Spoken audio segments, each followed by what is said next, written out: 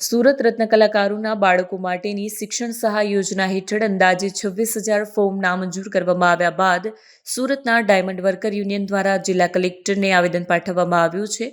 યુનિયનના નેતાઓએ માંગ કરી છે કે શિક્ષણ સહાય યોજના હેઠળ સહાય ન મેળવી શકેલા બધા જ બાળકોને રાહત પેકેજનો લાભ મળવો જોઈએ. તેમણે જણાવ્યું હતું કે જરૂરિયાતમંદ અને સાચા હકદારોને યોજનાનો લાભ મળે તે સુનિશ્ચિત કરવાની જરૂર છે. આ માંગણી સહિતનું આવેદન જરૂરિયાતમંદ રત્ન કલાકારોના બાળકોના હિતને ધ્યાનમાં રાખીને સુરત જિલ્લા કલેક્ટરને પાઠવવામાં આવ્યું છે.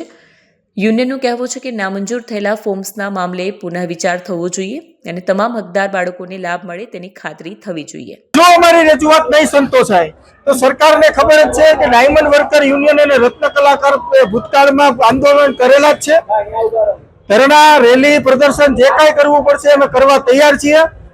તંત્ર અને રત્ન કલાકારોને સાથે રાખી ડાયમંડ વર્કર યુનિયન હંમેશા રત્ન કલાકારોના અધિકારો માટે આંદોલન કરવું પડશે તો અમે કરવા તૈયાર છીએ.